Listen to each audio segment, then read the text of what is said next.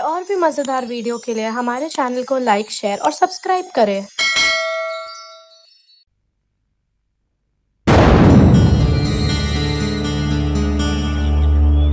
खुशी, क्या हुआ? क्या हुआ बेटा? घूमना है? हाँ, ठीक है, चल खोल देता हूँ तुझे। चल भाई, चल घूम, कहीं जाना नहीं।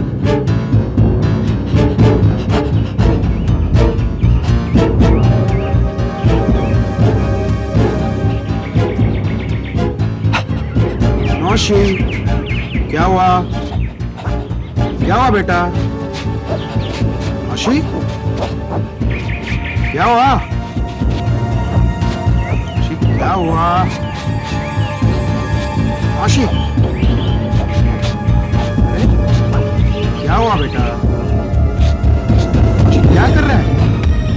नौशी, क्यों खोद रहा है? क्या हुआ? नौशी, क्या हुआ तुझे? नौशी, क्यों खोद रहा है? Come on नौशी। अरे कपड़ा, अरे माय गॉड, हाथ।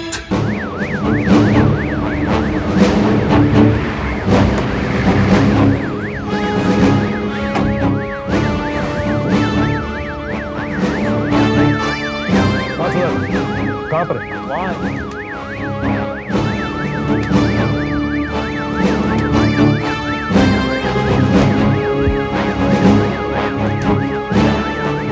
क्या हुआ? सर ये मिस्टर मूर्ति अपने कुत्ते के साथ यहाँ वॉक के लाए थे सर। इनके कुत्ते ने आँख खोद दिया सर, ये देखिए। मूर्ति साहब बताइए। कुछ नहीं, बस कुत्ता यहाँ और खोदने लगा। सारे इलाके को अच्छी तरह से तलाश करो, शायद बाकी हिस्से भी मिल जाए। वैसे मुश्किल है फिर भी, मगर सबसे पहले हमें ये हाथ फोरेंसिक लैब भेजना चाहिए। वहीं से काफी कुछ पता चल जाएगा। हाथ काफी सड़ गया है। हाँ, मगर आप जरा ध्यान से देखिए और बताइए। देखिए, हाथ यहां से काटा गया है और एक ही झटके में काटा गया है। कोई बहुत तेज चाकू या बहुत तेज कुल्हाड़ी होगी। और एक बात और, कट को देखने से लगता है कि मारने वाला कोई अनाड़ी नहीं था, हथियार का इस्तेमाल आता था उसे, तभी तो बांह एक ही झटके में शरीर से अलग हो गई। कितना समय हुआ होगा इस हाथ को जमीन में गड़े हुए? एग्जैक्टली बता पाना तो मुश्किल है, लेकिन इस हाथ की हालत को देखते हुए लगता है कि 2 से 6 महीने के बीच ये हाथ जमीन में गड़ा रहा होगा। 2 से 6 महीने के बीच। अच्छा, ये हाथ किसका हो सकता है? मतलब औरत या मर्द का?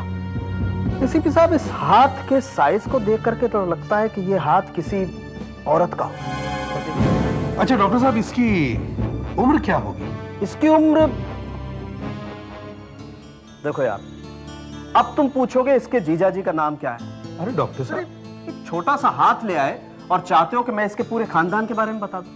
अगर ऐसा ही है तो किसी ज्योतिष के पास जाते, वो सब कुछ बता देते। अरे यार, इतना नाराज क्यों होते?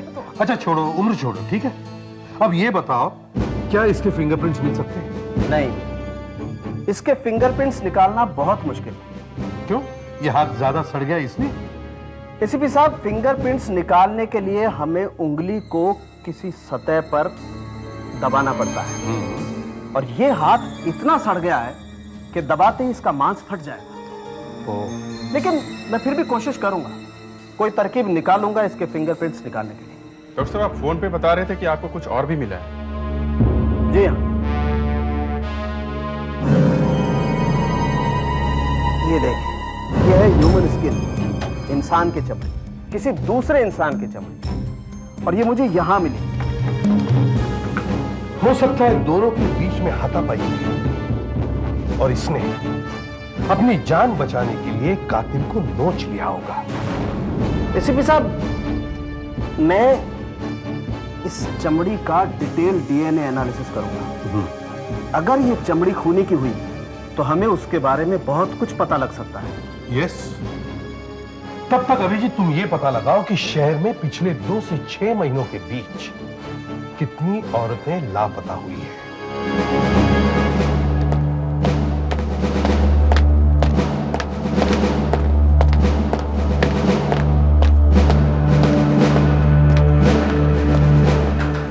सर, हमने कुछ साड़ी की दुकानों पर पूछताछ की है। उनका कहना है ये प्रिंट काफी आम है, वेरी कॉमन सर। ये साड़ी बेंगलोर में बनती है और इसकी कीमत करीब 900 रुपए है। शहर की तकरीबन हर दुकान पर मिलती है, इसलिए पता करना काफी मुश्किल है कि किसने ली है और किस दुकान से खरीदी गई है। ओह, अभिजीत, और एक बात, ये देखो, मुझे अंदाजा ही नहीं था कि एक साल में इतने सारे लोग लापता हो जाते हैं। और पिछले 6 महीनों में इस शहर में से 95 औरतें गायब हो गई हैं।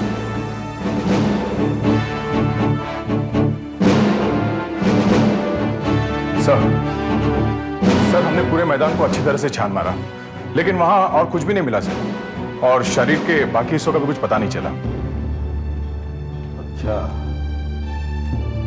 तो इसका मतलब है कातिल ने शरीर के टुकड़े आसपास नहीं गाड़े, दूर दूर गाड़े होंगे, ताकि ना तो बॉडी मिले और ना ही उसकी पहचान हो सके।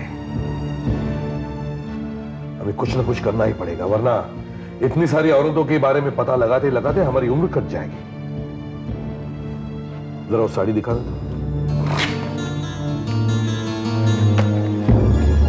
देखते हैं इससे कुछ पता चलता है क्या।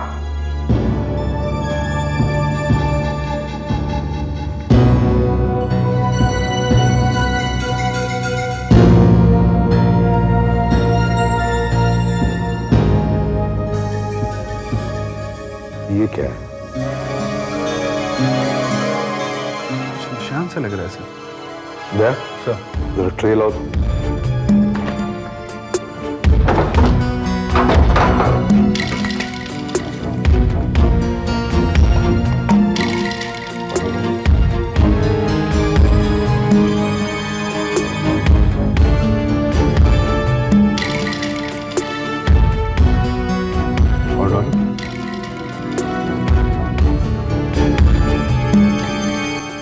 ये तो लॉन्ड्री मार्क है। लगता है किसी ने साड़ी लॉन्ड्री में देकर ड्राई क्लीन करवाई है और ये उसी लॉन्ड्री का निशान है। अच्छा सिस्टम है ये, क्योंकि शहर के काफी सारे लॉन्ड्री वाले अपने कपड़े ड्राई क्लीन करवाने के लिए एक ही जगह देते हैं और इसलिए वो अपना अपना एक अलग निशान लगाते हैं। पता लगाओ ये किस लॉन्ड्री का निशान है। नाखून से मिली चमड़ी का टेस्ट हो गया है।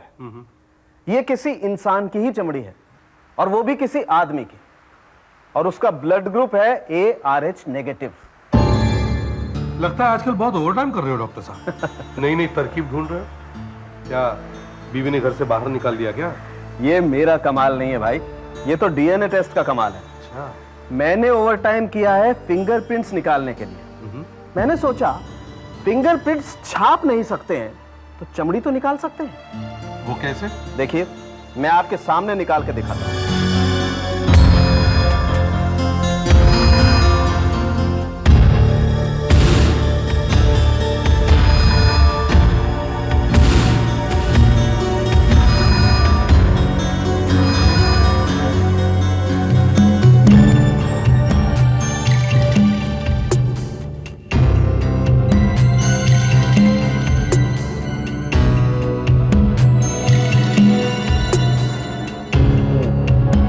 देखिए,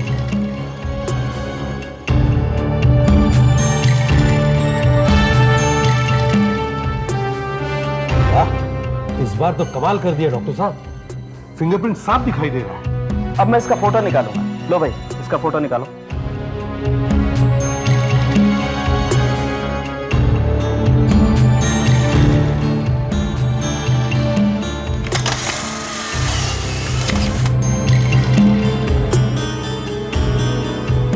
वाह, वेरी गुड, फिंगरप्रिंट एकदम साफ है। बस ऐसे ही मैं दूसरी उंगलियों के प्रिंट भी निकाल लूंगा। एक और ले लो भाई, सेफ्टी के लिए।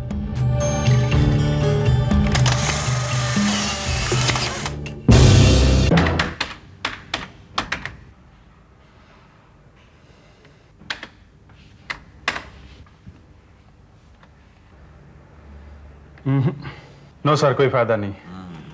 हमारे रिकॉर्ड में ये फिंगरप्रिंट्स नहीं है। मुझे तो पहले से ही पता था कि तुम्हें कुछ नहीं मिलेगा। हमारे रिकॉर्ड्स में तो सिर्फ अपराधियों के फिंगरप्रिंट्स होते हैं, और ये बेचारी तो किसी अपराधी की शिकार हुई है।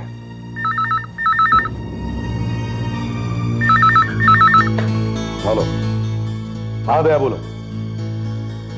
लॉन्ड्री मिल गई? Very good. कहाँ है? Santacruz east. नाम?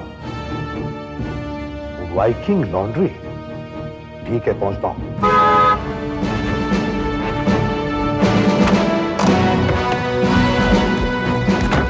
हाँ दया, सर यही वो लॉन्ड्री है। सर ये इस लॉन्ड्री के मैनेजर है सरोज भाई। हेलो। सरोज भाई, ये निशान आप ही के लॉन्ड्री का है ना? जी हाँ, ये निशान हमारी लॉन्ड्री का है, लेकिन ये बताना मुश्किल है कि ये साड़ी किसने यहाँ दी थी, और ये भी बताना मुश्किल है कि कब दी थी। अच्छा, क्यों? क्योंकि सर ये बिल बुक पर कपड़ों के कलर नहीं लिखते। अच्छा सरोज भाई, ये बताइए आपके कस्टमर्स ज्यादातर कहां से आते हैं? सर मोस्टली मेरे कस्टमर्स जो हैं 8th रोड से लेकर 14th रोड तक की जो प्रतीक कॉलोनी है ना, वहीं से आते हैं। ऐसी। सर ये एरिया मिडिल क्लास एरिया है सर। अच्छा दया, तुम एक काम करो, इनकी एक एक बिल बुक चेक करो और पता लगाओ पिछले 6 महीनों में कितने घरों में से यहाँ साड़ियां ड्राई क्लीनिंग के लिए आई थी। इस साड़ी के टुकड़े का फोटो भी खींच लो, और फिर सब घरों में जाकर देखो कि किसने ये साड़ी यहाँ ड्राई क्लीनिंग के लिए दी थी। और अगर घर मिल भी जाता है तो ये पता लगाओ कि क्या उस घर में से कोई औरत लापता है क्या।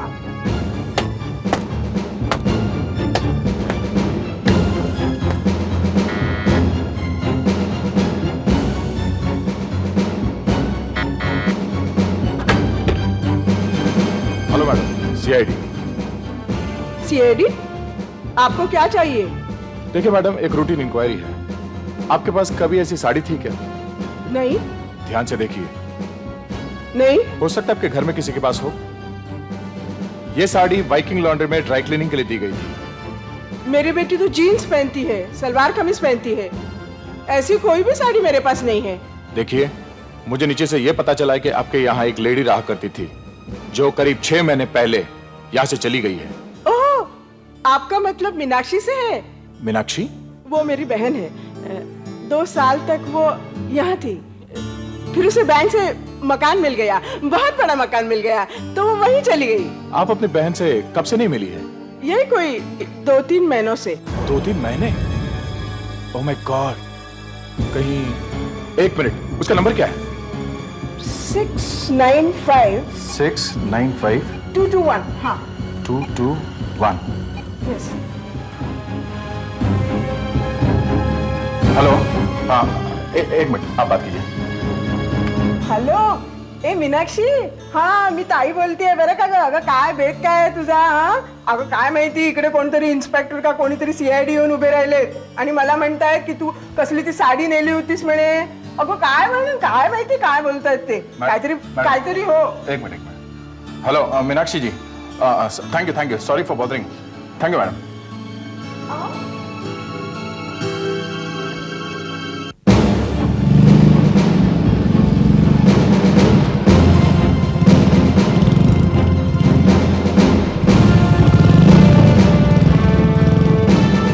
सर। हाँ, कुछ पता चला? सर 5 घर हमने चेक कर लिए, मगर उससे कुछ मालूम नहीं पड़ रहा है। सर, हाँ? जो घर मैंने चेक किए उनमें भी कोई नहीं मिला, और ऐसा भी नहीं लग रहा है कि कोई झूठ बोल रहा हो। दया के साथ भी यही हो रहा है। इस बिल्डिंग में 2 फ्लैट बाकी हैं, 12 नंबर मिसेस शाह का और 19 नंबर मिसेस पटेल का। तुम लोग इंक्वायरी चालू रखो, मैं देखता हूँ। Okay sir.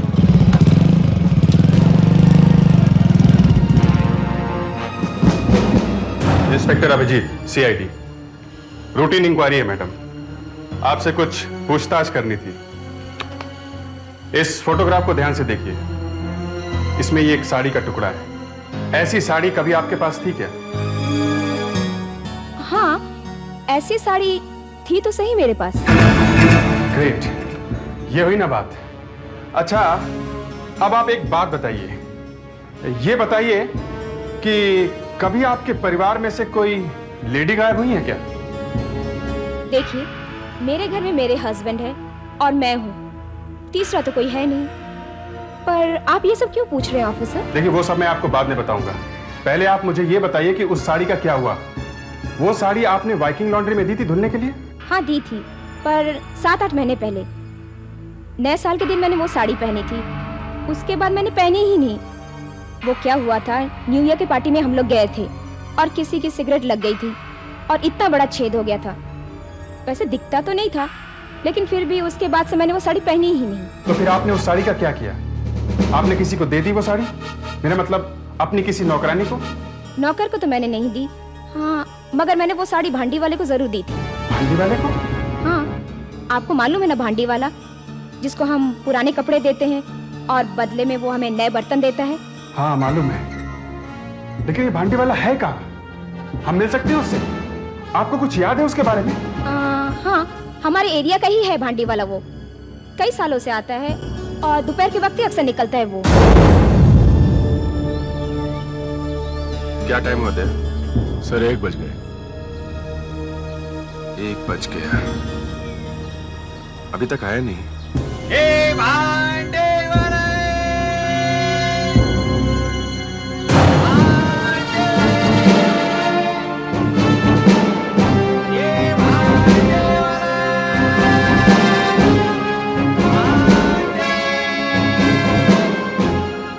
गया सर, मिसेस शाह को बुला के लाओ। Yes sir. बर्तन वाले, रुको वहां। क्या हुआ साहब? 1 मिनट जरा रुको। लेकिन बात क्या है? आइए आइए, देखकर पहचानिए इसे, यही है क्या वो? हाँ, यही है वो, इसी को मैंने वो साड़ी दी थी। और क्या हुआ मैडम? देखो, हम सीआईडी वाले हैं, तुम्हें हमारे साथ ब्यूरो चलना पड़ेगा।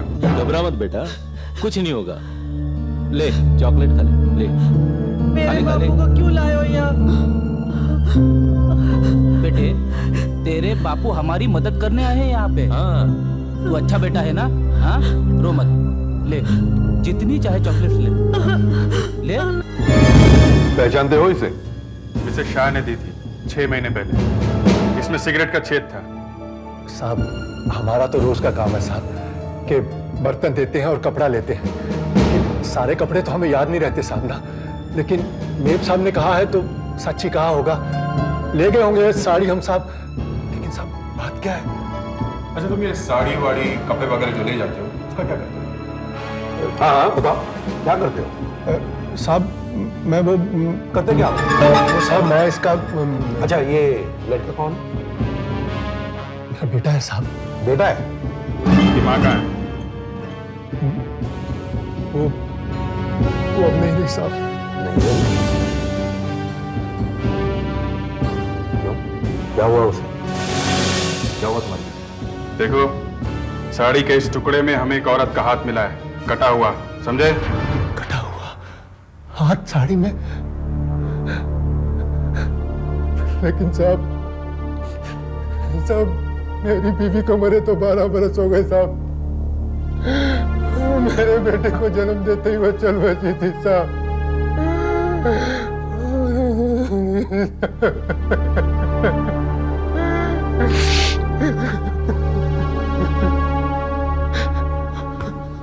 सॉरी, लो पानी पीजिए।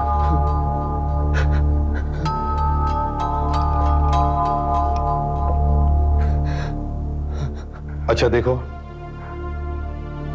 ये बताओ तुमने इस साड़ी का किया क्या? साहब मैं सच कहता हूँ साहब, मुझे उस साड़ी का कुछ याद नहीं है साहब। वैसे भी माल हम अपने पास नहीं रखते साहब, सारा माल रफू करने वाले को दे देते हैं साहब। रफू करने वाले को? हाँ साहब। और साहब अगर कपड़ा थोड़ा फटा हो या उसमें छेद हो तो रफू वाला उसे ठीक करके आगे भेज देता है साहब। और रफू वाले से जो हमें पैसे मिलते हैं उससे हम और भांडी खरीद लेते हैं और इसी तरह हमारा काम चलता है साहब। अच्छा, कौन है तुम्हारा रफूगर? कहाँ देते हो कपड़े? उल्लास भाई साहब, सकीरा इंडस्ट्रियल एस्टेट में उनका गोदाम है साहब। सारा माल हम लोग वहीं देते हैं और मुझे लगता है साहब कि मैंने साड़ी भी वहीं दी होगी साहब। क्या नाम बताया? उल्लास भाई। उल्लास भाई। हाँ, मैं उल्लास भाई। आप इस साड़ी के बारे में पूछ रहे हैं ना? जी हाँ। देखो साहब, हमारे यहाँ 20-30 भांडी वाले कपड़े लेकर आते हैं। हम कपड़े की कंडीशन देखते हैं और उनको 5 रुपया 8 रुपया तक दे देते हैं। देखिए, ये साड़ी अच्छे कंडीशन में थी, सिर्फ जरा सा छेद था सिगरेट का। अच्छी कंडीशन में थी तो फिर उसको रफू करके हमने आगे बेच दी होगी। अगर ज्यादा फटा होता था तो हम उसको फैक्ट्री वाले को बेच देते हैं, वो लोग उसका फटका बनाते। डस्टर। अच्छा, और ये बाकी के कपड़े कहाँ बेचते हैं आप? हम लोग सीधे सीधे थोड़े ही बेचते हैं। अरे हम लोग तो सप्लायर है साहब, सप्लायर। हम ये कपड़े हॉकर्स को बेचते हैं। वो ये कपड़े लेके सीधे कांदिवली पहुंचते हैं दावर रोड पर। वहाँ हर हफ्ते एक बाजार बढ़ता है ना, बस वहीं से खरीद लेते हैं गरीब लोग सस्ते में, जो गोरेगांव और बोरीवली के बीच में रहते हैं।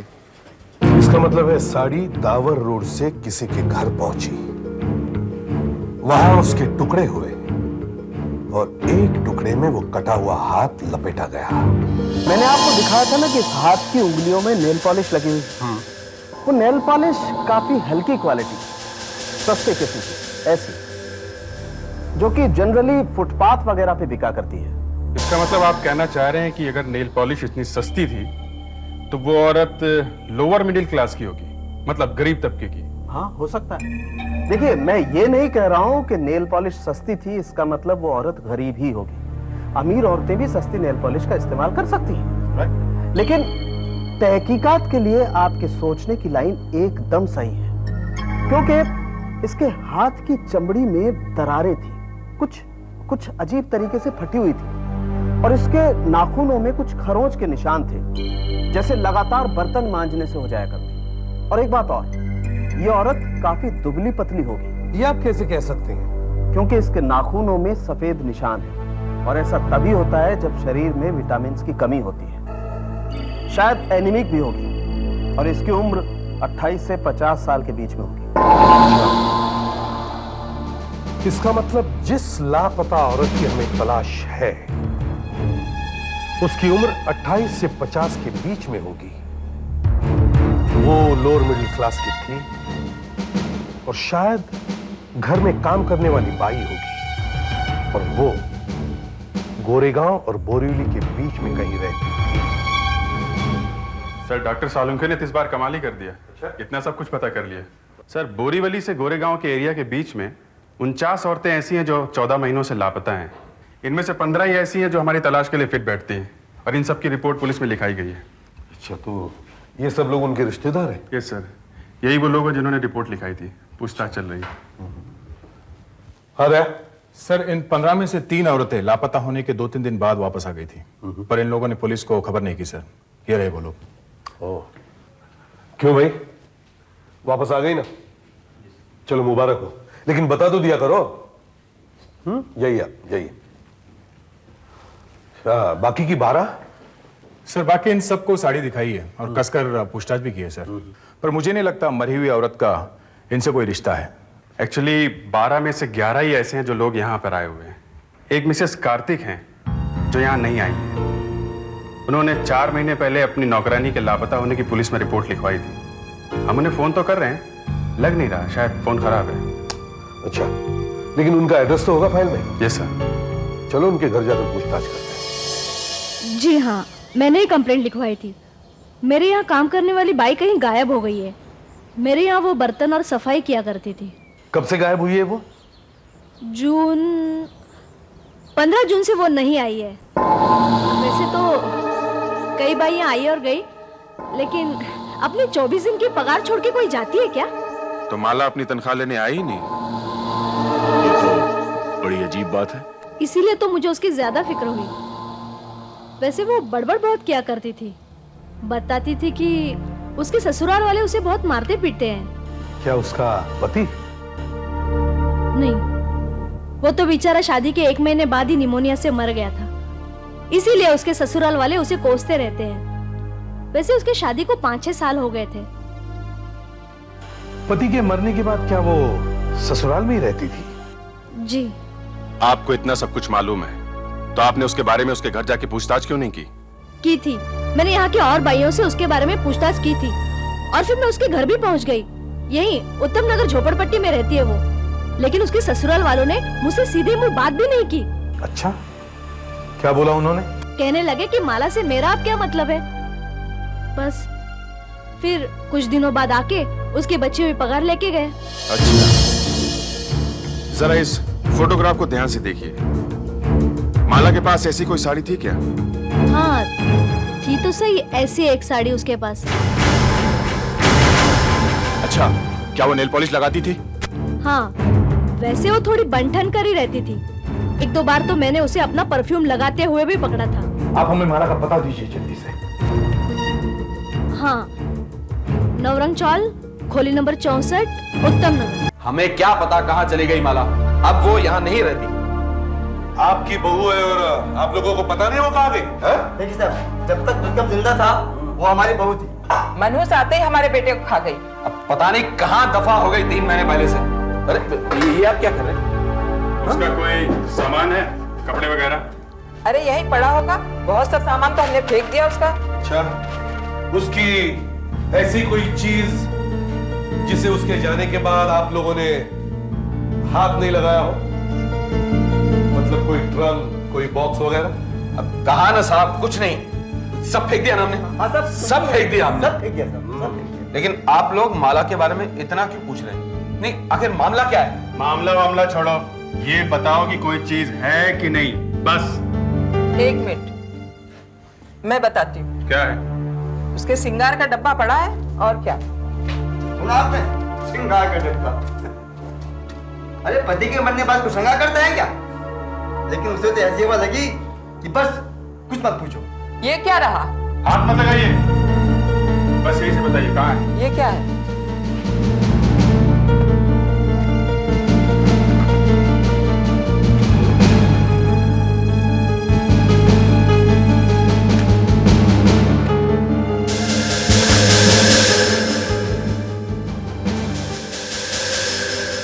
ये कौन है? माला? माला साहब। इसे हम ले जाते हैं, इसे हम ले जाते हैं। और दया, इनको भी ब्यूरो ले चलो। अरे लेकिन हमने क्या किया? अरे लेकिन हमने क्या किया साहब? अच्छा, एक मिनट, कपड़े तो पहनने दो। हाँ पहन। ये बात गलत है। चलो।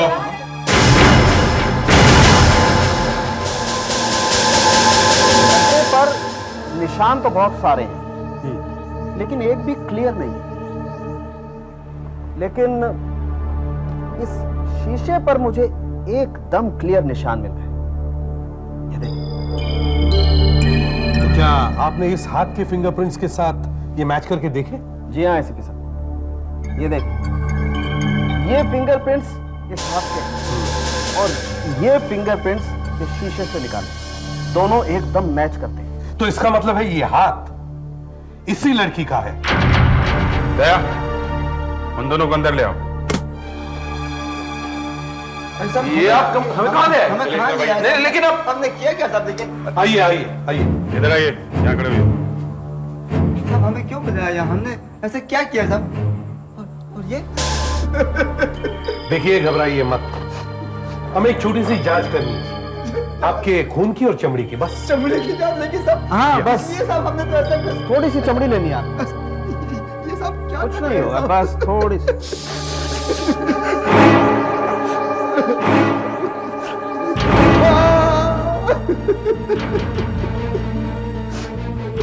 ये मेरा भी होगा? जी हाँ, आपकी भी स्किल लेनी पड़ेगी। साहब मैंने क्या किया? मैंने कुछ नहीं किया, अपनी बात तो कुछ नहीं। हाथ लाओ इधर, हाथ लाओ।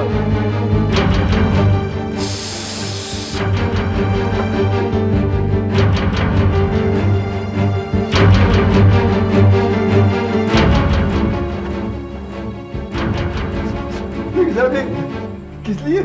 अभी सब पता चल जाएगा। दया, काम होने के बाद इन्हें ऑफिस ले आना। बस मुझे भी आधा घंटा लगेगा इसकी जांच करने में। क्या माला मर गई? ये आप क्या कर रहे हैं साहब? हमने हमने हमने ही मारा साहब उसे, हमने नहीं मारा साहब, नहीं मारा। देखो, हमें एक खेत में कटा हुआ हाथ मिला है, साड़ी के टुकड़े में लिपटा हुआ, समझे? और हमें ये मालूम है कि वो कटा हुआ हाथ तुम्हारी बहू माला का है। देखिए साहब, हमने माला को नहीं मारा, बिल्कुल नहीं। हमने तो आज तक उसे हाथ तक नहीं लगाया। खून करने का तो बकवास मत करो। हमने पड़ोसियों से सब पता कर लिया है। उन्होंने अक्सर तुम्हारे घर से माला के चीखने चिल्लाने की आवाजें सुनी है। बहुत पीटते थे ना तुम उसे? माला ने अपने मालकिन को ही बताया था कि तुम लोग उसे बहुत मारते थे, समझे? हाँ साहब, साहब घर में थोड़ी बहुत मारपीट तो साहब हुआ करती थी, लेकिन हमने उससे खून नहीं किया साहब, हमने खून नहीं किया उसका। साहब, विक्रम भैया के मरने के बाद कुछ दिन तक वो एकदम सीधे से रही। उसके बाद तो साहब वो ऐसी बदली कि क्या कहूं। इतना फैशन, एकदम फिल्मी हीरोइन के माफिक। साहब, विधवा जैसी तो वो बिल्कुल नहीं लगती थी। फिर मैंने उसे, एक दो आदमी उसे बातचीत करते देखा, तब मुझे बहुत गुस्सा आया था साहब। बस यही बात है साहब, यही बात थी, लेकिन हमने उसके अंदर नहीं की साहब, नहीं किया हमने उसके अंदर। जल्दी ही पता चल जाएगा। हमें उसके नाखूनों में फंसा किसी की चमड़ी का टुकड़ा मिला है और वो कातिल का ही है, यह हमें पता है। अगर वो तुम दोनों में से किसी का निकला तो सीधा जेल जाओगे, फांसी भी हो सकती है, समझे? रिपोर्ट अभी आने ही वाली है।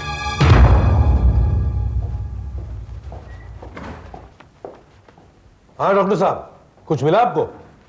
एसीपी साहब, इन दोनों में से किसी की भी ना तो चमड़ी मैच होती है ना ही ब्लड ग्रुप। इन दोनों का ब्लड ग्रुप है BRH नेगेटिव, जबकि खूनी का ब्लड ग्रुप है A पॉजिटिव। माला ने जिस आदमी को खरोंचा है वो इन दोनों में से कोई नहीं हो सकता। तेरा लाख लाख शुक्र है भगवान, हमने आपसे साहब पहले ही कहा था कि हम बेकसूर हैं। अच्छा ये बताओ, तुमने माला को किससे बात करते हुए देखा है? कौन है वो, कहाँ रहता है, सब कुछ बताओ। साहब, मैंने उसे रामू नाम के आदमी के साथ 3 बार खूब हंस कर बातें करते हुए देखा है साहब। हाँ साहब, अपने घर के पास 4 नंबर 32 में वो रहता है, हो सकता है शायद उसे कुछ पता हो।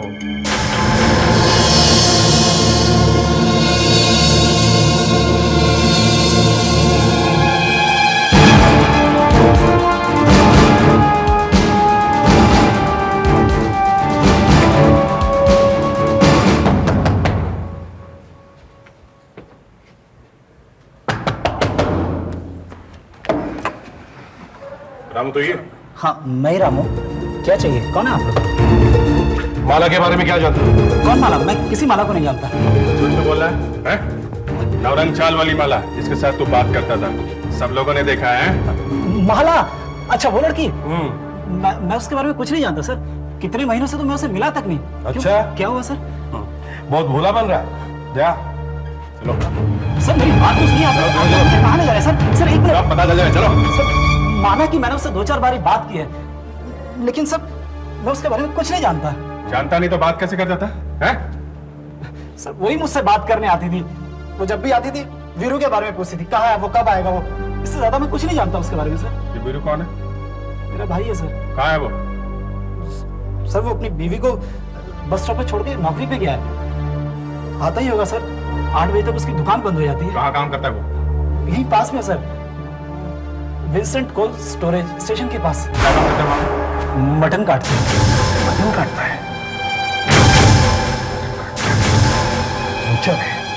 देखिए, हाथ यहां से काटा गया और एक ही झटके में काटा गया। कोई बहुत तेज चाकू या बहुत तेज कुल्हाड़ी होगी। और एक बात और, कट को देखने से लगता है कि मारने वाला कोई अनाड़ी नहीं था, हथियार का इस्तेमाल आता था, तभी तो वहां एक ही झटके में शरीर से अलग। वीरू कहाँ है? कहाँ वीरू? सर वो तो वहां दुकान पे। अरे वीरू, सर वो वीरू, वीरू एक मिनट, CID वाले आए हैं। तो मेरी दोस्त है ना माला, उसके बारे में पूछ रहे हैं। क्यों मारा तुमने माला को? मैंने उसे नहीं मारा। क्यों मारा? नहीं मारा। हमें देखकर भागे क्यों वहां से तुम? मैं डर गया था साहब। बस मत कर, चुप। उस दिन माला ने नीली साड़ी पहनी थी ना? वही साड़ी जो तुमने उसे खरीद कर दी थी कांदिवली से। और फिर तुमने उसके शरीर के टुकड़ों को उसी साड़ी में लपेट दिया।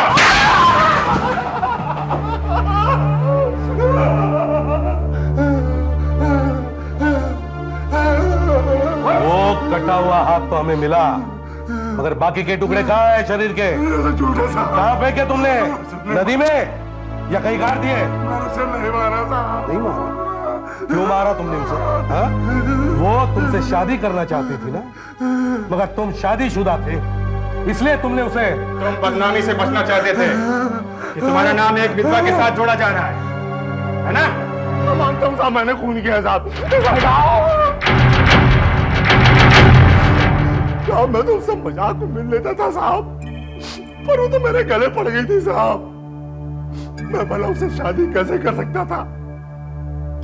मेरी शादी तो हो चुकी है, और फिर उस रात अचानक वो मेरी दुकान पर आ गई, अपना घर बार सब कुछ छोड़कर मेरे साथ रहने हमेशा के लिए। मैं उसे कहा था साहब, मैं डर गया था साहब।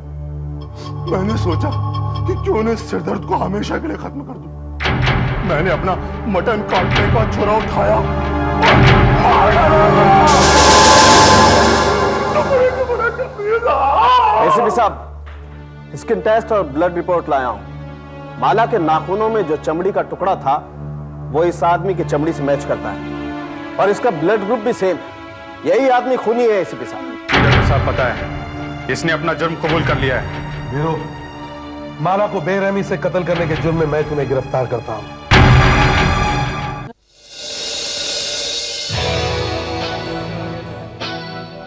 रात को बहुत लोचा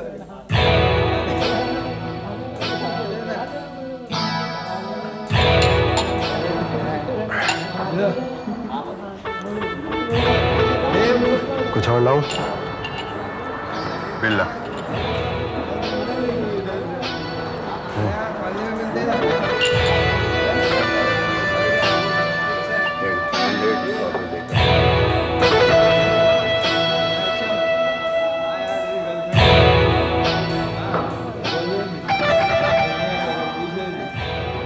टोटल में कोई गलती तो नहीं है ना? नहीं साहब, 2 बार चेक किया, 2 बार। जरा जल्दी करो, और भी बहुत काम है।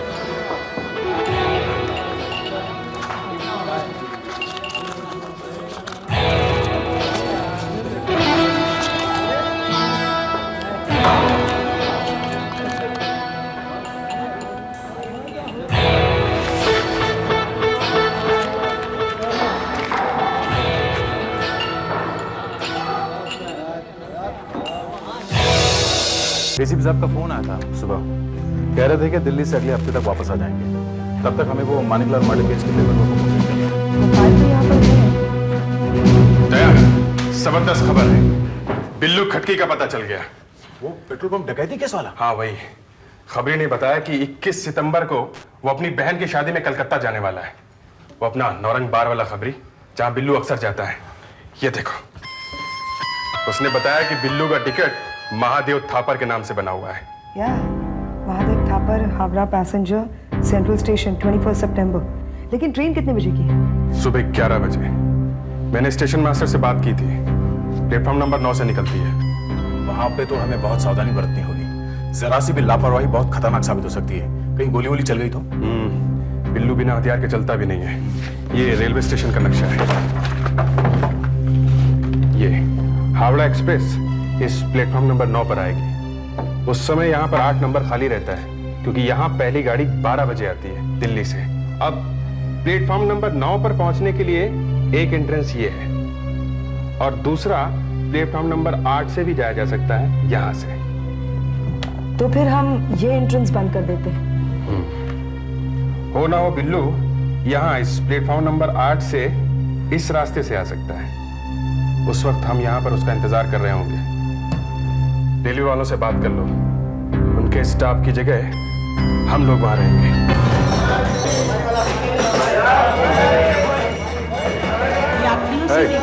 टिकट किधर है? लेके आओ। प्लेटफॉर्म नंबर 5 पर आने वाली गाड़ी त्रिवेणी एक्सप्रेस करीब 2 घंटे लेट चल रही है। इस ट्रेन की अब करीब 1 बजे आने की संभावना है। यात्रियों से निवेदन है, कृपया ध्यान दीजिए। प्लेटफॉर्म नंबर 5 पर आने वाली गाड़ी त्रिवेणी एक्सप्रेस। कितनी दूर है आप? तब मालूम है ना कहाँ आएगा। और आराम से पकड़ो, इसे कांच का सामान है, इसमें रुकना नहीं चाहिए, समझेगी नहीं? Hello ma'am, ticket.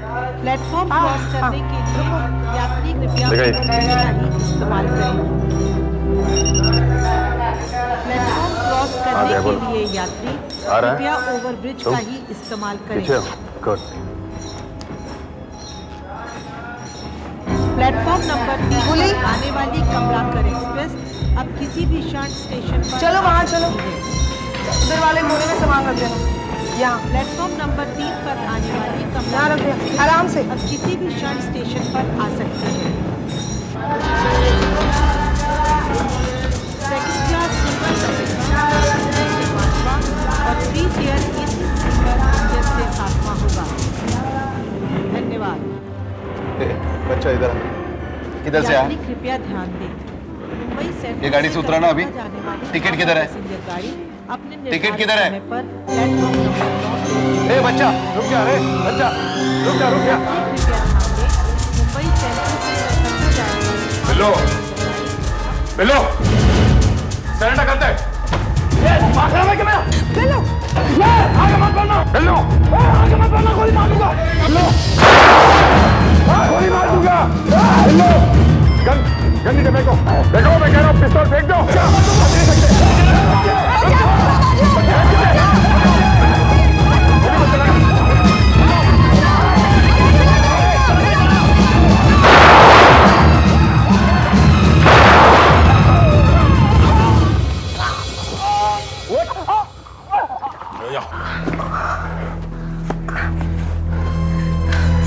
सर आप ठीक तो है? हाँ मैं ठीक हूँ।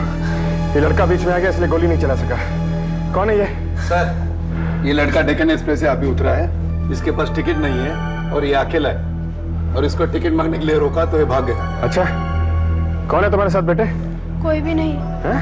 बेटा कोई तो होगा तुम्हारे साथ, तुम अकेले आए हो ट्रेन में? मेरे साथ कोई भी नहीं है।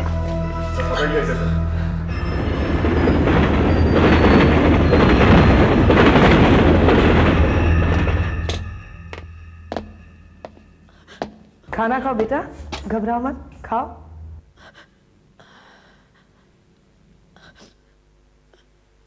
अच्छा एक बात बताओ, तुम्हारा नाम क्या है? मनोहर, लेकिन माँ मुझे प्यार से मनु बुलाती थी। मन्नू, कहाँ से आए हो? कसारी से। कसारी? ये कहाँ है? मालूम नहीं। कोई बात नहीं, खाना खाओ।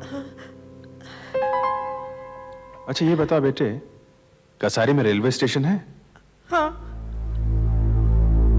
ये डेक्कन एक्सप्रेस से आया है जो मैंगलोर से चलती है। हो सकता है ये कसारी कहीं बीच में पड़ता हो, छोटा सा गांव या शहर होगा। मैं ट्रेन का रूट चेक करता हूँ, देखता हूँ रास्ते में कसारी कहाँ पड़ता है। ठीक है।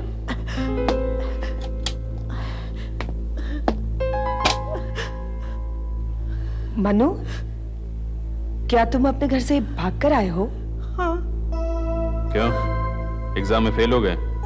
नहीं। किसी से झगड़ा किया? नहीं। किसी ने तुमसे कुछ कहा? नहीं,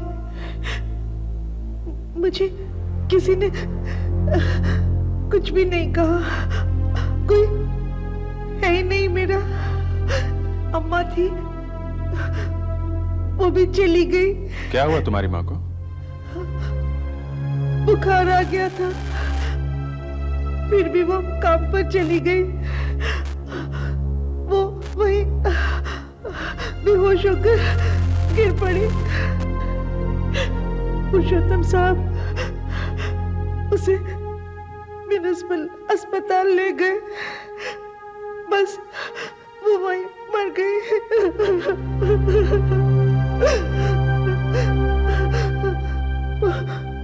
5 दिन हो गए। रो मत बेटे, लो पानी पी लो। फिर क्या हुआ बेटा? पुरुषोत्तम साहब ने कहा कि मैं उनके साथ रह सकता हूँ, मगर दादी जी तंग करती थी, उनको मेरा उधर रहना पसंद नहीं था, बार बार गुस्सा करती थी, कहती थी कमरा चाहिए, बस मैं वहां से भाग आया। क्यों? तुम्हारा यहाँ कोई है? हाँ।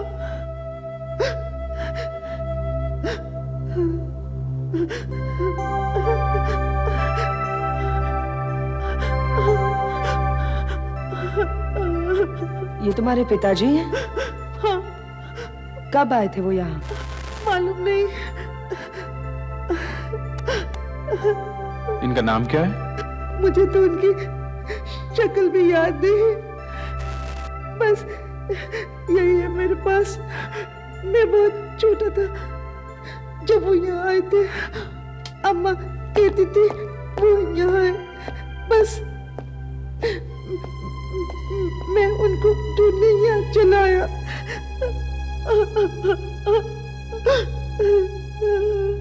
कोई बात नहीं बेटे, तुम खाना खाओ। दया वो मैप लाया है। तुम चिंता मत करो, हम तुम्हारे पापा को जरूर ढूंढ लेंगे। हैं? हाँ दया, ये देखिए सर, ये रहा कसारी।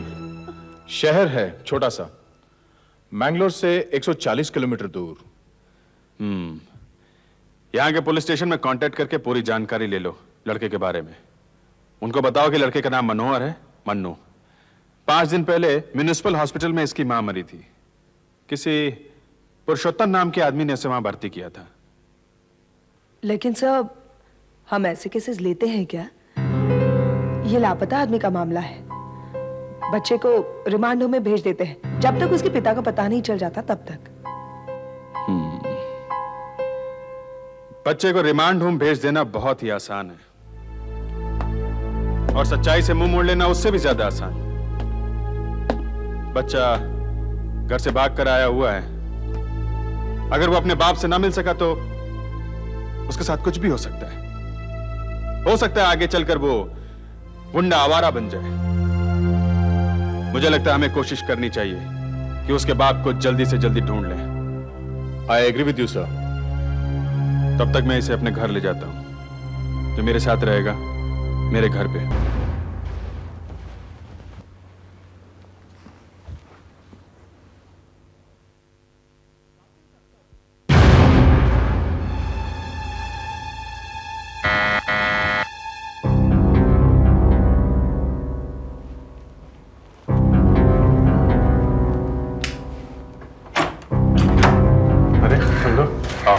मैं मन्नू के लिए कुछ कपड़े लेकर आई हूँ।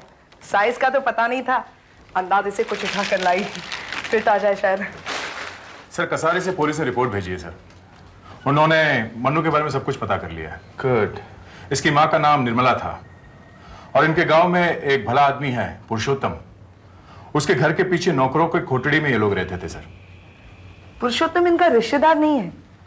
मन्नू के पिता पुरुषोत्तम के खेत में काम किया करते थे, इसीलिए पुरुषोत्तम को इन लोगों पर दया आ गई। लेकिन निर्मला की मौत के बाद तो मन्नू वहां से भाग गया। शायद पुरुषोत्तम की बीवी ने कुछ कह दिया होगा। इसके पिता का कुछ पता चला? हाँ सर, नाम है वासुदेव हेगड़े। कसारी में खेती करते थे सर। 7 साल पहले मुंबई आया था, तब मन्नू सिर्फ 3 साल का था सर। उसने जो आखिरी चिट्ठी मुंबई से अपने घर भेजी थी, उसमें उसने जापान जाकर पैसे कमाने की बात लिखी थी। और तभी उसने अपनी वो तस्वीर भेजी थी। उसके बाद ना तो कोई चिट्ठी लिखी, ना पैसा भेजा। इसीलिए मन्नू की माँ को काम करना पड़ा सर। 7 साल से बिछड़ा हुआ है ये अपने पिता से, और उन्हें ढूंढने इतनी दूर यहाँ चला आया। अगर ये इसी शहर में है तो हम उसे ढूंढ निकालेंगे सर। वैसे इसने जितनी भी चिट्ठियां मुंबई से कसारी को लिखी थी, उसमें से एक भी चिट्ठी वहां नहीं मिल सकी सर। इसीलिए किसी को इसका पता भी नहीं मालूम। काफी साल हो गए ना सर। क्योंकि ये जापान जाने की बात कर रहा था, इसीलिए मैं पासपोर्ट ऑफिस से ये पता करता हूँ कि वासुदेव हेगड़े नाम के किसी आदमी को कभी पासपोर्ट दिया गया है या नहीं। ठीक है। अरे, यहाँ कुछ लिखा हुआ है, साफ नहीं है, कुछ स्टैम्प सी लगती है। Green photo studio Dadar. हमें ये फोटो लेकर वहां जाना चाहिए, शायद वहां से कुछ पता चल जाए।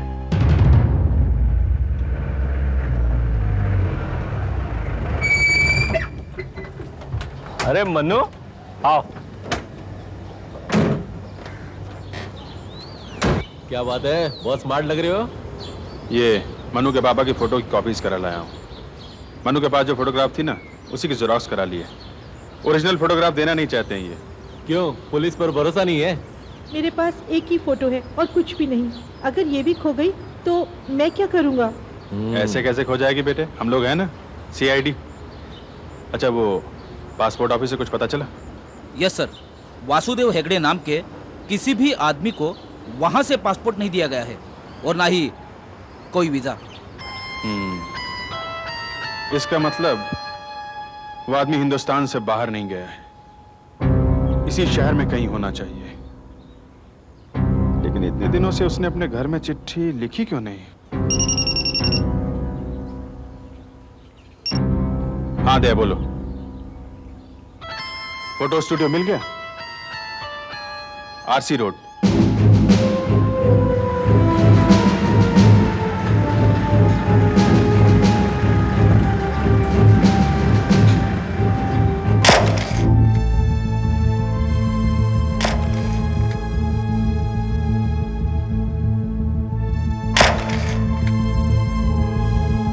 आइए सर। हाँ दया। सर, ये है मिस्टर मंगलदास, इस स्टूडियो के मालिक। देखिए, जहां तक हमें मालूम है, ये फोटो 93 में ही ली गई थी। 93। और सर, एक बात हमारे लिए बहुत अच्छी है, आपने पिछले सारे रिकॉर्ड्स रखे हुए हैं। हाँ, लेकिन सर हम कस्टमर को नेगेटिव नहीं देते, क्योंकि सालों साल बाद जब वो आते हैं तो उसी नेगेटिव से फोटो बना देते हैं। अच्छा, लेकिन वो नेगेटिव आपको मिलता कैसे? बहुत सीधा है, बस थोड़ी मेहनत करनी पड़ती है। जी। वैसे हमारे पास सभी सालों का रिकॉर्ड है। कब खींची गई थी फोटो? 93 में। 93। एक मिनट। 92। हाँ, ये रहा 93 का रजिस्टर। इसमें 93 में जितने भी फोटोग्राफ्स खींचे गए थे, सभी के नाम है। अच्छा, क्या नाम बताया था आपने? वासुदेव हेगड़े। वासुदेव हेगड़े। रवि सालवी, रमेश पटेल, नीलेश, मितेश, रिकी, एनी, कृति, आशीष व्यास, कमल, बबीता, डॉक्टर सलूजा, ओम प्रकाश, सुनीता, संगीता, सतीश। हाँ, ये रहा वासुदेव हेगड़े। 4 जून को खींची गई थी ये फोटो। विस्टा एम्प्लॉयमेंट सर्विस से आए थे। करीब 10 लोग थे और जापान जाने के लिए आए थे। जापान?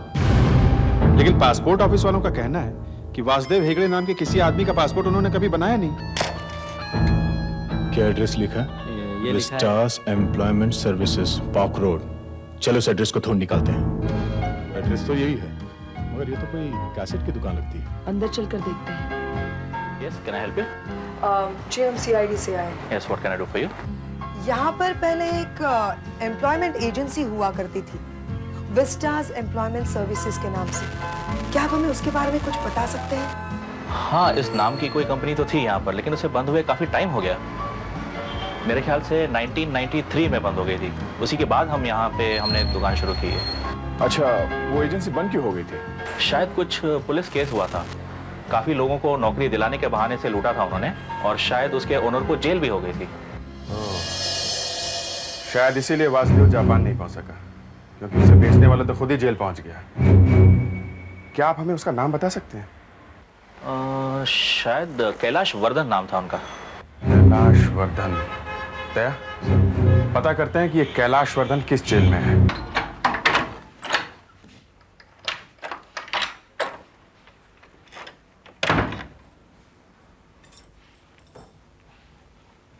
क्यों मन्नू जी, अभी तक सोए नहीं?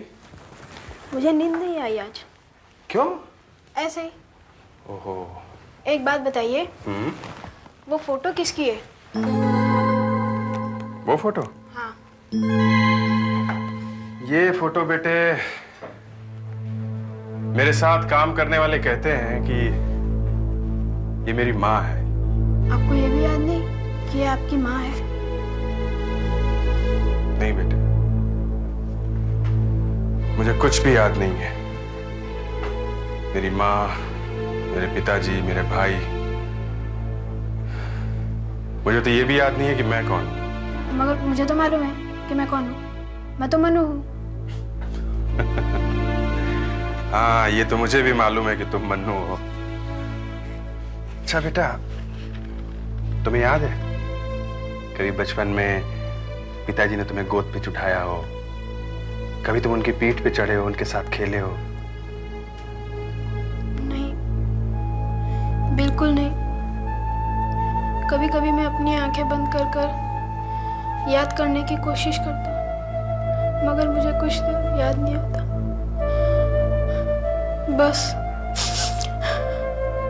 पिताजी का एक धुंधला सा चेहरा दिखाई पड़ता है। मैं तो जब आंखें बंद करके याद करने की कोशिश करता हूँ, मुझे तो कुछ भी दिखाई नहीं देता। क्या आपके माँ बाप आपको छोड़कर चले गए थे? नहीं बेटे, वो मुझे छोड़कर कभी नहीं गए। वो तो मैं ही हूं जो सब कुछ भूल गया। मैं बहुत कोशिश करता हूं सब कुछ याद आ जाए, लेकिन कुछ भी याद नहीं आता, कुछ भी दिखाई नहीं देता। सिर्फ अंधेरा ही अंधेरा।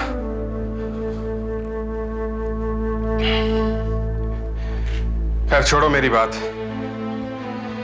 लेकिन मैं तुमसे वादा करता हूं कि मैं तुम्हें तुम्हारे पिता से जरूर मिलवाऊंगा, चाहे वो जहां कहीं भी हो, चाहे जितना भी समय लगे, लेकिन मैं तुम्हें तुम्हारे पिता से जरूर मिलवाऊंगा, ताकि तुम्हें मेरी तरह कभी रोना ना पड़े। कैलाश, ये उन आदमियों में से एक है जिसे तुमने जापान में नौकरी दिलाने का वादा किया था जून 93 में। इसके बारे में हमें कुछ बता सकते हो? हो सकता है कि उन आदमियों में से एक हो। मुझे याद नहीं है, बिल्कुल याद नहीं है। ठीक से याद करो। इसे तुमने जापान भेजने का वादा किया था। कहां मिले थे तुम इससे? उसके बाद ये आदमी कहां गया? क्या पता था इसका? इतना टाइम जेल में रहा, अब तो मुझे किसी का शक्ल याद नहीं है, बिल्कुल याद नहीं है। अरे अपनी जिंदगी भर की कमाई कोई किसी अनजान आदमी के कहने पर लुटा दे तो इसमें मैं क्या कर सकता हूं? अगर बकरा कसाई के दरवाजे पे खुद आ जाए तो इसमें उसकी क्या गलती? अरे मेरे हाथों तो इतने आदमी बेवकूफ बन चुके हैं कि मुझे तो खुद भी याद नहीं है। सर, जब कैलाश को जेल भेजा गया होगा तब पुलिस ने उसके ऑफिस का सारा सामान हिरासत में ले लिया होगा, तो वो सामान पुलिस के गोदाम में ही होना चाहिए sir. You are right sir, हम वही चल के देखते हैं। चल।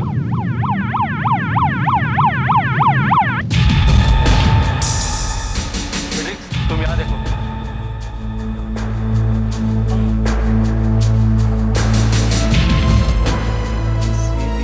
नहीं, ये भी नहीं।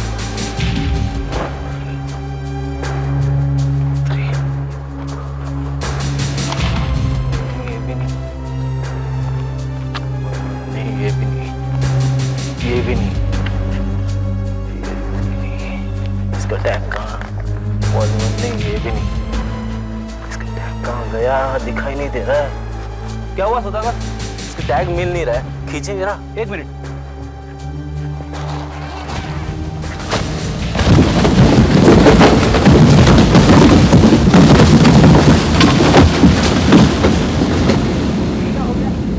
ये क्या कर दिया यार?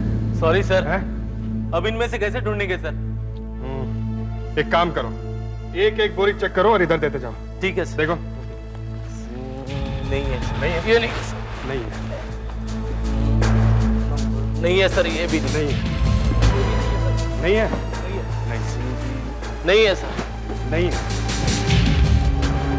ये भी नहीं है सर। नहीं सर, हियरिंग मिला?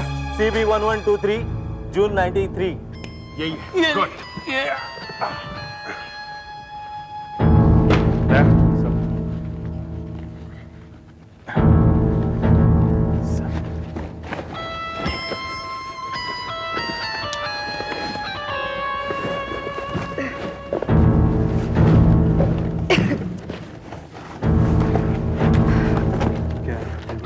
ये देखिए sir, cheques, stamp duty papers, employment agency की रिसीट्स, ये पासबुक्स, फ्लाइट टिकट सर ये देखिए, पासपोर्ट्स। कैलाश वर्धन ने जबरदस्त चक्कर चलाया था सर, ये देखिए। सर, ये वासुदेव का फाइल मिल गया? हाँ सर, ये देखिए रसीद सर, 10,500 रुपए की। वासुदेव से लिया गया था सर, कैलाश वर्धन ने लिया था। और ये है अपॉइंटमेंट लेटर, ये बायोडेटा। 1992 में लेथ ऑपरेटर के काम किया था स्वराग मिल्स में परेल।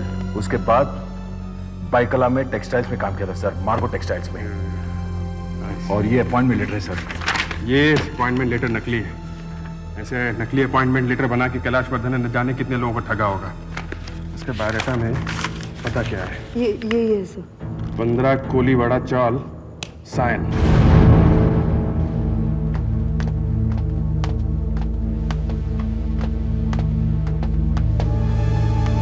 मैं आपका ही इंतजार कर रहा था। सुना है कि तुम इस आदमी के बारे में जानते हो? बहुत अच्छी तरह जानता हूँ। ये वासुदेव है अपना, वासुदेव। कहाँ है ये? लेकिन ये यहाँ तो नहीं रहता। काफी साल हो गए इसको यहाँ से गए हुए। तो क्या आप हमें इसके बारे में कुछ और बता सकते हैं? सीधा साधा आदमी था साहब, फैक्ट्री में नौकरी करता था। पता नहीं एक दिन क्या हुआ, दिमाग सटक गया, नौकरी छोड़ के घर में बैठ गया। कहने लगा यहाँ कुछ मजा नहीं है, बाहर जाऊंगा, फॉरेन जाऊंगा, खूब ढेर सारा पैसा कमाऊंगा। यही बड़ी बड़ी बातें करने लगा। उसी चक्कर में बर्बाद हो गया सर। हाँ, ये मालूम है हमें। उसने जितना पैसा कमाया सब एजेंट को दे दिया। ये बताओ उसके बाद क्या हुआ उसका? होना क्या था साहब, दिमाग और फिर गया, दारू पीने लगा। बिल्डिंग में रोज आना नाटक करता था, रोज रोता था, चिल्लाता था। कुछ दिन तो मैंने बर्दाश्त किया। जब उसने मेरा किराया नहीं दिया तो मैंने उसे बाहर निकाल दिया। 93-94 की बात है। पता नहीं साहब अब वो कहाँ होगा। आओ जाओ सर, आ गया। हाँ दे बोलो। सर, ये सचिन है, यहीं रहता है। इसने वासुदेव को देखा है सर। अच्छा, कब, कहाँ? देखा तो था, मगर उस बात को बहुत साल हो गए। कहाँ देखा था? वो साकेत गली है ना, विक्टोरिया थिएटर के पास, बस वहीं पर देखा था, होली के टाइम। वो क्या कर रहा था वहां पर? तो उसकी हालत तो बहुत खराब थी, मगर उसने ऐसा दिखाया जैसे वो मुझे जानता ही नहीं। बहुत बुरी हालत थी उसकी। विक्टोरिया थिएटर, साकेत गली।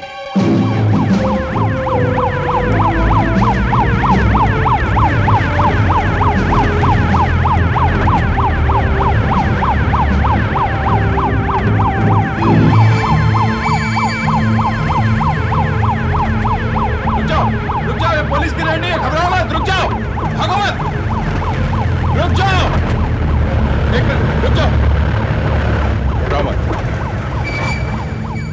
रुक जाओ, घबराओ मत। हमें आप लोगों से कुछ पूछताछ करनी है। देखो, इस फोटो को देखो ध्यान से, घबराओ मत, आगे आओ। देखो, इधर आओ। इनमें से कोई इस आदमी को पहचानता है? देखो इसे।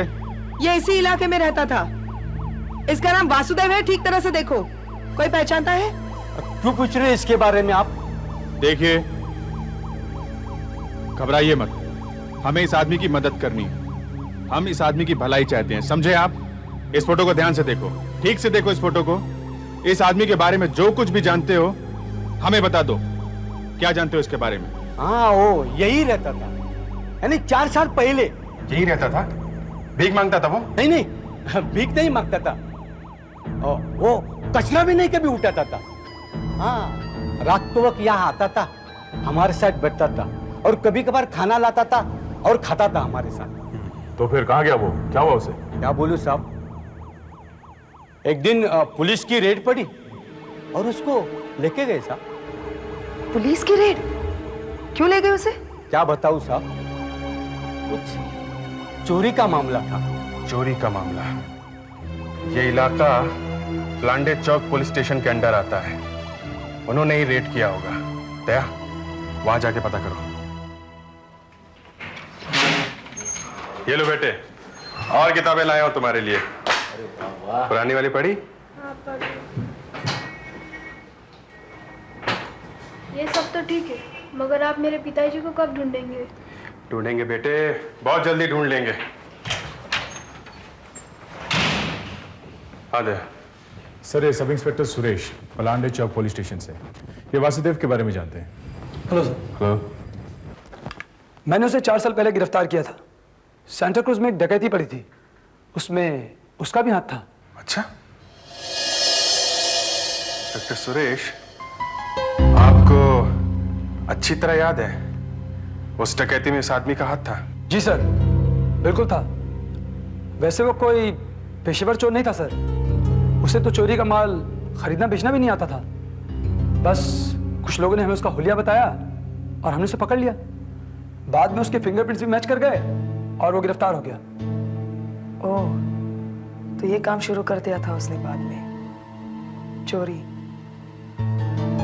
एनीवे इंस्पेक्टर सुरेश, फिर क्या हुआ? जेल तो हुई होगी उसे? जी हाँ मैम, मगर कोर्ट में गवाही देने के बाद से मैंने आज तक उसे दोबारा नहीं देखा। मैं पता करता हूँ, उसे किस जेल में भेजा गया है। Thank you inspector, thank you very much. अजीब कहानी है ना, कहाँ कहाँ नहीं ढूंढ रहे हैं उस आदमी को, और मिला कहाँ? पुलिस की हिरासत में। पर बड़े अफसोस की बात है कि वो जेल में है। पर चलो, अपने मन्नू के पिताजी मिल तो गए। हाँ भाई मन्नू, हमने वादा किया था ना कि तुम्हारे पिताजी को ढूंढ लेंगे। बहुत जल्दी अब तुम उनसे मिलने वाले हो। अच्छा? हाँ। वासुदेव हेगड़े 1 हफ्ता पहले ही जेल से छूट चुका है। वो अब कहाँ गया होगा ये तो मालूम नहीं। हाँ, मैंने सुधीर को बुलवाया है, वो उसके साथ ही उसकी कोठरी में बंद था, 112 में। क्या बात है वार्डन साहब? ये सीआईडी के ऑफिसर्स हैं, ये तुमसे कुछ पूछना चाहते हैं। क्या हुआ साहब? देखो, हम वासुदेव हेगड़े के बारे में पूछना चाहते हैं। वासुदेव? अरे वो तो अभी अभी छूटा है, फिर से कोई लफड़ा कर दिया क्या उसने? नहीं, ऐसी कोई बात नहीं। क्या तुम्हें पता है कि वो अब कहाँ गया होगा?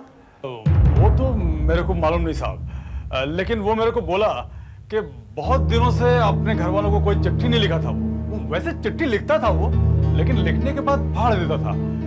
बोलता था घर वालों को क्या बोलूं कि मैं जेल में हूं। उसने कभी अपने गांव कसारी जाने की बात की थी क्या? कसारी का तो कुछ पता नहीं साहब, लेकिन हाँ वो एक बात बोलता था साहब कि वो अपने घर खाली हाथ नहीं जाएगा। वो बोलता था कि घर जाने से पहले ढेर सारा रुपया कमा के जाएगा। ठीक है, ले जाओ इसे। साहब, अपन एक बात पूछता है, आप लोग ये सब काहे को पूछता है? देखो, ये वासुदेव का लड़का मनोहर है। कुछ दिनों पहले इसकी मां मर गई, इसलिए बिल्कुल अकेला हो गया है बेचारा। कसारी से अपने पिता को खोजने यहां आया है। वासुदेव का बेटा?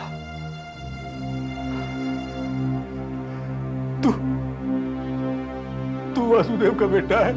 हाँ? तेरा बाप तेरे को बहुत याद करता था रे, बहुत प्यार करता था तेरे को तेरा बाप। पर फिक्र नहीं, अपन है तेरे साथ, अपन है। साहब, एक बात अपन आपको बोला नहीं साहब। क्या है, अपन खाली पीली किसी को तकलीफ में नहीं डालना चाहता था, लेकिन जल्दी बताओ साहब। वो वासुदेव छूटने से पहले 125 नंबर वाले रघु के साथ बहुत बातचीत करता था साहब। वो रघु जिसको 12 साल की लगी ना साहब, उसी का साथ पता नहीं क्या क्या बात करता था साहब। पर साहब, आप अपुन का नाम नहीं लेना साहब। क्या है, रघु बहुत खतरनाक आदमी है साहब, आप अपुन का नाम नहीं लेना। 125 नंबर वाला रघु? किसने आपसे कहा ये सब बकवास? मैं वासुदेव को ठीक तरह से जानता नहीं, सिर्फ 1-2 बार मिला था, बस यूं ही दुआ सलाम के लिए। वासुदेव जेल से छूटने वाला था और फिर वो बहुत सारे पैसे कमाना चाहता था। हो सकता है तुमने ही उसे किसी चोरी वोरी के काम के बारे में बता दिया हो। मैंने कहा ना साहब, मैं कुछ नहीं जानता उसके बारे में, कि बेकार में खाली पीली। क्या जमाना आ गया है, जेल में भी पुलिस वाले चैन से जीने नहीं देते। चुपचाप बता दे कहाँ है वासुदेव, समझा? मुझे नहीं पता साहब। ये बस बहुत हो गया, सीधी तरीके से बता दे कि वासुदेव को तूने किस काम पे लगाया, नहीं तो सब। देखो रघु, तुमने यहाँ सिर्फ अभी 4 साल काटे और 8 साल तुम सरकारी मेहमान हो यहाँ पर। क्यों खामखा अपना जीना हराम करना चाहते हो? और मेहमानों की खातिरदारी कैसे की जाती है हम अच्छी तरह से जानते हैं।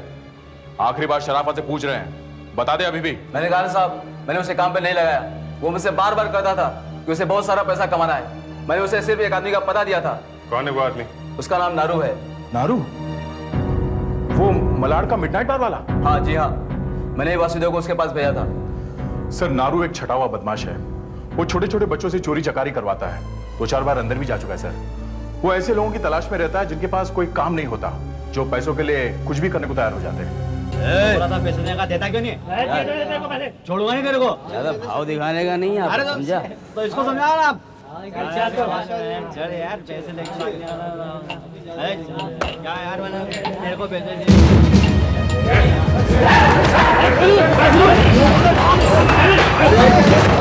तुम्हारा नाम नारू है? हाँ है। वासुदेव का है? मेरे को नहीं मालूम वासुदेव। तुम लोग देखो उधर, सब तरफ देखो, किधर है वासुदेव? मेरे को कुछ नहीं मालूम कौन वासुदेव किधर है, मेरे को नहीं मालूम है। वासुदेव हेगड़े अभी कुछ दिन पहले जेल से छूटा, रघु ने भेजा तुम्हारे पास। मेरे को नहीं मालूम है। तुमको नहीं मालूम है? ना, मेरे को नहीं मालूम। नहीं मालूम है? आप क्या करें? याद आया? नहीं, ये मेरी बात सुनिए आप। याद आया? याद आया? अरे अब आया? क्या कर रहे हैं आप? सर ये देखिए, ये सब हमें पीछे वाले कमरे में मिला है। ये सारे सबूत नारू को गिरफ्तार करने के लिए काफी होंगे। ये रही जुए की और रेस की रसीदें सर। और सर पीछे एक स्टोर रूम भी है, वहां पे टीवी, वीसीआर, म्यूजिक सिस्टम, बहुत सारा सामान पड़ा है सर। और अगर हमने उन सब सामान का सीरियल नंबर चेक किया तो वो 100% चोरी का ही निकलेगा। वासुदेव कहाँ है? मैं बताता है साहब। वो यहाँ आया था, उसको पैसे चाहिए थे। मैंने उसको कहीं नहीं भेजा साहब, बस सिर्फ बताया। क्या बताया? वो ज्वेलर है ना राकेश नाथ, हाँ। उसका नौकर यहाँ आया था दारू पीने के लिए। अच्छा। वो किसी से कुछ बता रहा था कि उसका मालिक 2 दिन के लिए घर से बाहर जा रहा है, 11 तारीख को। घर पे कोई नहीं रहेगा, खाली रहेगा घर। तुमने वासुदेव को वहां भेज दिया चोरी करने के लिए? मैंने उसे वहां नहीं भेजा साहब, मैंने तो सिर्फ बताया उसे कि वो घर 2 दिन खाली रहेगा, बस। उसके बाद उसने क्या किया मुझे नहीं मालूम साहब। अच्छा, अगर वासुदेव पकड़ा जाता है तो वो तो गया अंदर, क्योंकि वो तो पहले से सजा याफ्ता मुजरिम है। और अगर चोरी कर लेता है तो माल का 50-50। यही प्लान था ना तुम्हारा? हैं? राकेश नाथ का घर कहाँ है? बैंड स्टैंड पर, Marina bungalow, 18th road.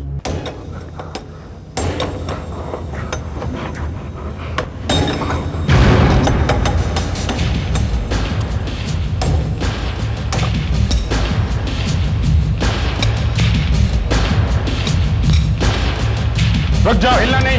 CID तुम समझ लो, मेरे पास बंदा है, गोली मारो। नहीं वासुदेव, पिस्तौल फेंक दो।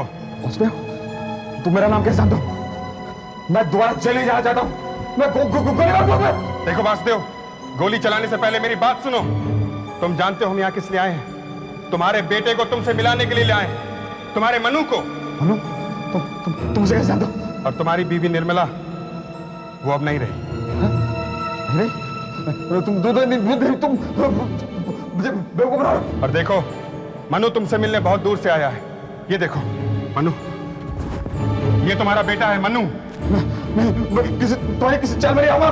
मैं बेवकूफ नहीं बनूंगा। मतलब गोली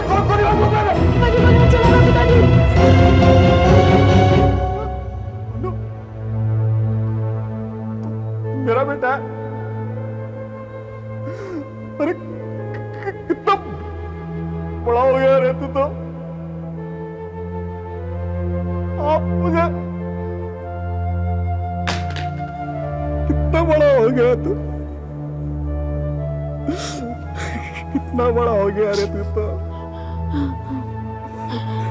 क्या तेरी माँ को सब मेरा ही कसूर है, सब मेरा ही कसूर है। मैं तुम सबका गुनाहगार हूं,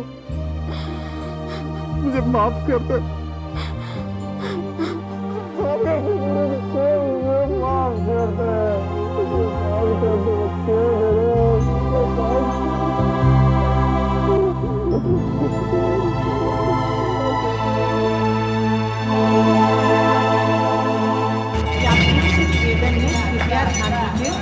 पूरा शुक्रिया किस तरह अदा करूं? आप लोगों ने मुझे मेरे बेटे से मिलवाया इतने सालों के बाद। मन्नू, अपना ख्याल रखना, ठीक है?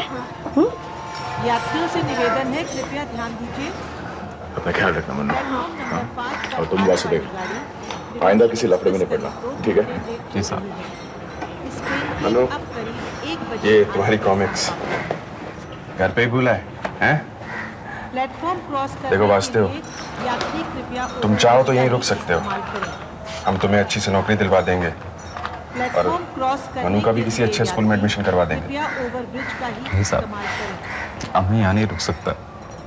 मुझे मेहनत ही करनी है तो मैं अपने छोटे शहर में जाकर क्यों ना करूं? जैसी तुम्हारी मर्जी। मेरे ख्याल से तुम्हारे इसी फैसले में तुम्हारी भलाई है। अच्छा मन्नू, चिट्ठी लिखना। हाँ। बोलोगे तो नहीं ना? नहीं, है? कभी नहीं। मैं आपको कैसे भूल सकता हूँ? आपने तो मेरे पिताजी से मुझे मिलवाया।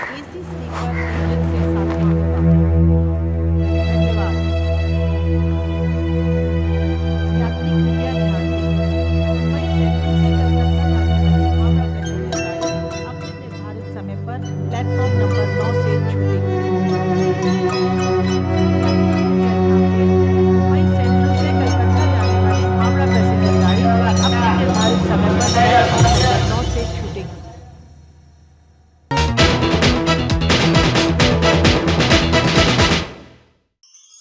ऐसे और भी मज़ेदार वीडियो के लिए हमारे चैनल को लाइक, शेयर और सब्सक्राइब करें।